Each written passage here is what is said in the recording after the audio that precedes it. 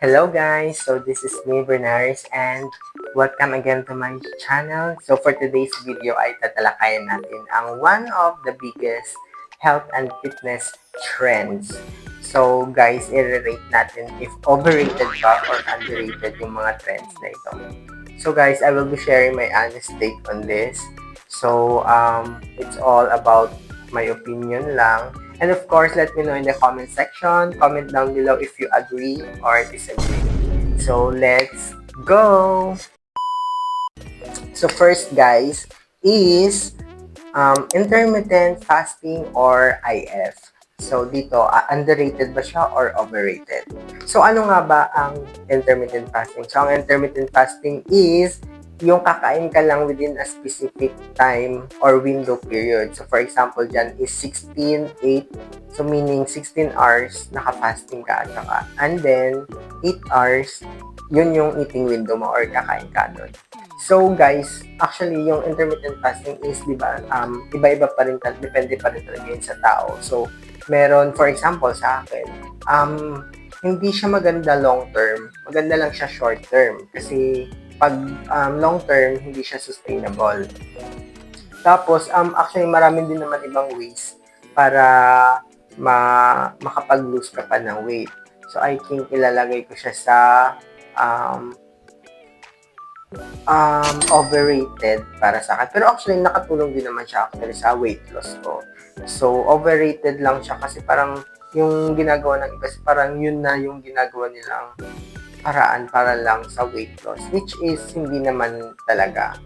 Kasi, depende siguro nag-work sa kanila yung ganun, pero pag sa iba na hindi naman nag-work is okay lang. And then guys, overall talaga, ang calorie intake mo pa rin talaga ang magmamatter. Kasi pag nag-excess ka sa calorie intake mo, wala din yung intermittent fasting mo. Kasi kailangan mo mag-lose, para mag-lose ka ng weight is, kailangan yung calories mo isakto lang doon sa tinitake mo. Actually guys, kung sa totoo lang nga, mas nabibilib nga ako dun sa mga tao na kaya nilang hindi kumain ng breakfast kasi naka-intermittent fasting sila. Kasi kung kaya ko lang yun din yung gagawin ko. Kaso hindi ko kaya yung hindi ako magbe-breakfast. Tapos diretso na sa lunch. Which is, yun yung magiging side effect. Parang ang negative na side effect is parang mapapakain ka ng marami, mapapa-overeat ka kasi gutom ka, diba? So parang lalabas lahat ng cravings mo. So dapat yung kain mo lang na portion ng ganito, dadami pa kasi sobrang gutom ka na. Pero meron naman siya actually guys advantage is yung papayat ka talaga ng mabilisan. Kaso hindi nga lang siya yung long term kasi hindi siya sustainable. Sa mga nakikita ko rin yung mga research, sa mga research ko, meron din magandang naidudulot daw yung intermittent fasting sa mga ibang tao. Pero I don't know kung pangkalahalan talaga siya, pero meron din. For our number 2, or the next health and fitness trend is the 10,000 steps a day. Is it really necessary, guys? So, tatalakayin natin yan. Yung 10,000 steps a day daw, guys, is yun yung recommended nila na daily movement natin per day. So, actually, guys, yung 10,000 steps a day is hindi pala siya based on science. So, it's based on marketing. So, para sa akin, guys, underrated ba siya or overrated? So, doon na naman tayo papasok. Depende. Diba? So, hindi ko na nasasagot kung overrated or underrated. Kasi depende pa rin talaga eh. So, for example, sa mga tao na hindi naman active talaga sa fitness, yung 10,000 steps a day is parang sobra na sa kanila. Kahit nga actually yung 10 to 15 minutes lang na walk is okay na eh. Pero yung 10,000 steps a day, so I think pag ganun, more than 1 hour or 2 hours yun. Kung susumahin na paglalakad-lakad yun. And, pero sa akin lang sa akin na active ako sa fitness, yung 10,000 steps a day, parang siya, mababa lang para sa akin. Kasi nga, di ba, yung morning run ko is umabot ng parang 6.5 kilometer per run ko yon. So, pag tinitingnan ko siya, parang nasa 8,000 steps lang yun or 9,000 steps lang. Diba? So, how much more yung 10,000 steps? So, ilang kilometer pa pala yun? Parang mga 8 kilometer, gano'n. I don't know. Pero, marami namang ways na para ma-achieve mo yung 10,000 steps na yan is yun yung overrated lang talaga siya para sa 10,000 steps. Pero ang underrated is yung walking kasi maraming benefits talaga yung walking na nagagawa na yan. Pero pag active ka sa fitness, parang yung 10,000 steps a day is parang okay na, sakto na. Pero kung, yun nga, kung sobrang active ka nga sa fitness, mas maganda more pa sa 10,000 steps a day. Based on my, opinion. So guys, dyan naman tayo pupunta sa ating number 3, which is the strength training for weight loss. So, strength training for weight loss, so lahat ba dapat talaga ginagawa yon? So guys, para sa akin, yung strength training is, I'm 50-50 doon. Kasi ako, di ba, more on cardio ako. Which is sabi nila, yung hindi lang daw sa cardio is nakakapagpapayat yung tao or yung weight loss, gano'n. Dapat kailangan din ng strength training. Which is, oo naman. Pero ako, di ba, more on cardio ako, more on running. So, more on running and walking. So, pumayat naman ako. Pero, yun nga lang, hindi gaano ka-toned yung katawan ko. So, meron pa rin akong fats. So, feeling ko, maganda ngayon na mag-strength training ka. Pero actually, nag-incorporate na nga ako ngayon ng body weights nga lang sa akin, body weight training. So, yung mga push-ups, squats, ganon. Arm dip or bench dip, ganon. Yun. Tapos yung iba, maganda, yung ginagawa nila nga, di ba? Kaya mga nakikita nyo sa gym, yung katawan nila is maraming muscle. Kasi yung strength training kasi, nagbi-build kasi siya ng muscle kumpara sa cardio. Yung cardio naman kasi, yung advantage niya is gumaganda yung cardiovascular system ng isang tao. At saka yung immune system. Plus guys, actually yung mga nakikita ko rin sa research is maganda rin daw yung nag-strength training kasi the more na nag-strength training ka, syempre nagbi-build ka rin ng muscle mo. And the more na marami kang muscle sa katawan mo is the more na nagbo-burn ka ng calories at rest. Yung kahit wala kang ginagawa, nagbo-burn pa rin. Hindi ka tulad sa cardio na parang during ng cardio, dun ka parang magbo-burn ng calories. Parang gano'n. Tama ba? Correct yun na lang ako if mali. Isa sa magandang benefits din na nag-weight training ka is weight training or strength training ka is nagiging malakas ka din actually. So, yung dati hindi ko kaya magbuhat ng yung isang galon. Ay, galon ba yun? Or yung parang water container na nilalagay sa dispenser. Pero ngayon, kayang-kaya ko na siyang buhatin. So, ano na guys, ang tanong, overrated ba siya or underrated? So, magiging biased ako kasi I'm more on cardio. So, hindi, depende na lang siguro yun sa feeling nyo. Kasi kung feeling nyo na the more na, for example, try nyo ng running, tapos feeling nyo, gustong-gusto nyo, parang masarap sa pakiramdam yung running, hindi mag-stick kayo sa running. Pero kung i-try nyo naman mag-gym, mag-body weights, gano'n, tapos feeling nyo okay sa inyo, yun, good. So, kung ano na lang yung pipiliin nyo, yun maganda. Kasi pareho naman yun eh. Yung cardio, tapos yung mga weight training na yan, is parang pareho naman siya maganda sa katawan natin.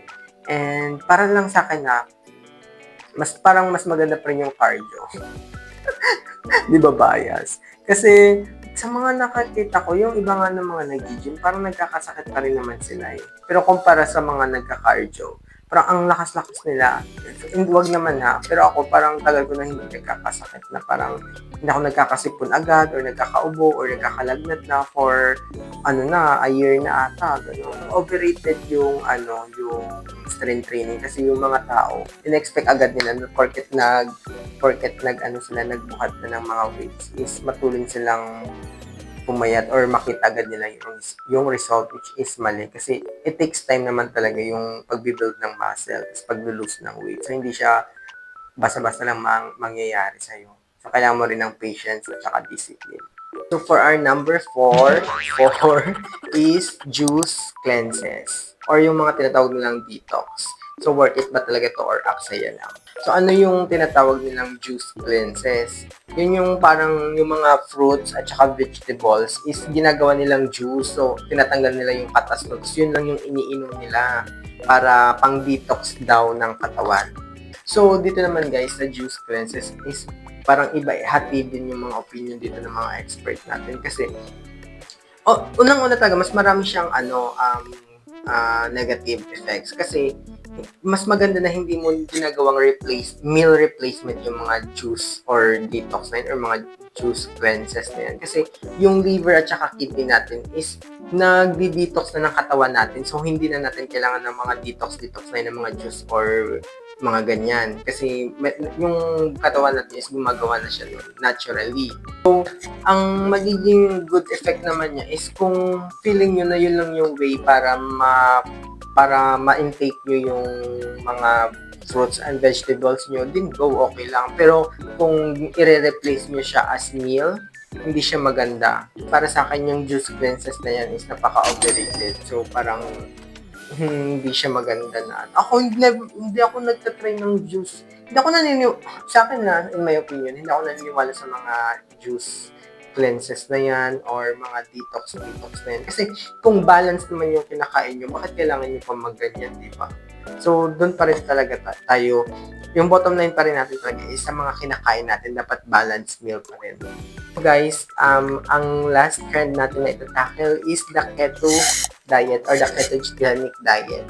So, is it a game changer ba or overhyped lang? So, let's see. So guys, ano nga ba ang keto diet? Ang keto diet is a high-fat, low-carb intake na pina-force yung katawan natin into ketosis. So, ano yung ketosis? Yun yung parang yung fat natin is nababurn. Parang yun yung ginagawang source ng energy. So, di ba yung ginagawang source ng energy? Yung naturally talaga na ginagawa ng source ng energy natin is yung carbs, di ba yung carbohydrates. So, ito naman sa pag ketosis na yung katawan natin, so ang ipo-force niya na i-burn niya or igagawin niyang source ng energy is yung fats. So, ano ba to? Overrated or underrated? Hello, guys! So, if you notice, so, nag-change ako ng outfit. Actually, kagabi, nakatulog na ako. So, inantok na ako. Di ko na natapos tong video ko. So, okay. So, balik tayo. So, ano nga ba ang keto diet? So, overrated ba siya or underrated? So, actually, para sa akin, napaka-overrated niya. Ang ginagawa kasi, guys, ng iba, parang kung naka-keto diet ka is mabilis kang pumayat, which is true naman. Sa ibang case, pang short term, mabilis kang pumayat. Pero overrated siya kasi ang mga kailangan mo lang kainin is mga limited lang. Tapos parang ang hirap pa ng kung saan mo kukunin yung mga pagkain na yun, ganun. So, parang limited ka lang sa mga food choices mo. So, guys, yun na nga. So, para sa akin may pros and cons din actually yung keto diet. So ganito na lang. So, for example, kung kaya nyo talaga yung keto ituloy-tuloy, continue nyo lang. Pero kung hindi nyo naman kaya, wag nyong pilitin kasi yung keto diet na yan is hindi lang naman yan yung paraan para mag-lose weight talaga kayo. Marami pang ways. So, that's it, guys. That's my take on this trend sa mga fitness and diet trends. And let me know in the comments if you agree or disagree. And guys, gagawa din ako ng part 2 nito kasi meron pang mga ibang trends. So doon natin ulit tatalakayin. So yun lang guys. Bye-bye. See you on the next one. Stay safe and healthy.